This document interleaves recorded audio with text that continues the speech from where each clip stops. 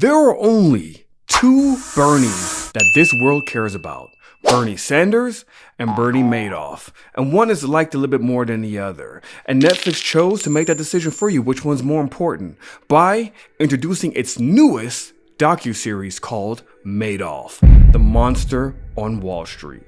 It's a 4-part docu-series that follows the rise and fall of the infamous financier Bernie Madoff, who orchestrated one of the biggest Ponzi schemes in Wall Street history. And as you know, if you have Netflix, you are probably noticing that Netflix is doing a hell of a good job with these documentaries. By the way, are you in Netflix at all? Do you have any Netflix stock? I'm just asking because clearly you're gonna watch these on Netflix, and Netflix, I've noticed, is still beating everybody in the streaming wars. Believe it or not, yes, I know everyone's like, this competition coming, Netflix sucks, blah, blah, blah. You know, HBO is taking over. It's the ticker symbol WBD, which is owned by Warner Brothers or Paramount or Disney. Disney's really eating their lunch. But when you look at the content and the Nielsen's, I don't know if you are familiar with the Nielsen's, but go check it out. It actually shows you which shows are performing the best on the streaming services. And if you look right now, overall, it's just 1 through 10 is Netflix. I mean, they are literally still the kings of the content creation right now. Just don't think that they're gonna die or they're gonna be the next blockbuster yet, because it's not happening. But then again, I'm also the guy who, when I first started this channel, I said that Netflix was gonna go to $1,000 by the end of 2021. Absolutely. It's going to continuously climb, and maybe one day it may be worth over $1,000. Yeah, that didn't happen. In fact, what ended up happening is that since this all-time high, Netflix has dropped nearly 55%, dropped down to $162 on its 52-week low. And honestly, had you bought then at that low, that day when everyone's overreacting and sold Netflix, had you bought at $162, you almost doubled your money now because it's at $312. You're getting close. That's, like I say, Netflix is definitely one of those trades. I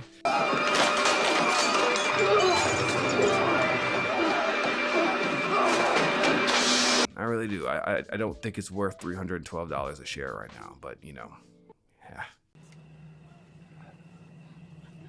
Back to it. And if you don't know who Bernie Madoff is, well, let me give you a quick rundown in the most open chat AI way I can. Bernie Madoff was a former stockbroker and investment advisor who was convicted of operating a massive Ponzi scheme that defrauded thousands of investors out of billions of dollars. His fraudulent activities were uncovered in 2008 and he was sentenced to prison in 2009. Oops, I should have probably gave you a spoiler alert there. Sorry. The extent of his crimes and the impact they had on his victims made him a significant financial scandal, and he became known as the Monster of Wall Street. And this documentary was extremely interesting. If you are at all not interested in the finance world, congratulations, you have a documentary that will probably captivate your attention really quick. How do I know that? Because my wife was sitting down with me when I started this docu-series, and it immediately captured her attention to the point where she looked over at me and she said, "Babe, what does it mean when they say bull or bear?" When she asked me that question, for a quick second, I got turned on, I'm not gonna lie. Plus, I was horny. But then I realized, wait a second, if you don't know what bull or bear means, that means you haven't been watching my content.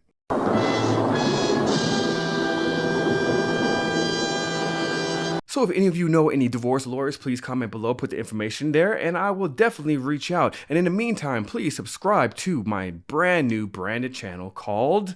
what was that called again? Oh yes, Uncultured Currency, which, by the way, shout out to 2 individuals that helped me with this name. Aspen, she helped me with the uncultured part, and my son helped me with the whole slash in the middle, which is un and cultured, 2 separate things which could mean 2 things. So shout out to the 2 of you. Back to Netflix's Madoff, The Monster Within. Now, I gotta say, for the first 3 hours of this documentary, it's basically setting you up and then giving you the information that you require to understand what's really going on and how this scandal actually played out. Now, most of us are probably aware of Madoff, even if you weren't in the financial space, which I wasn't at the time when he got arrested.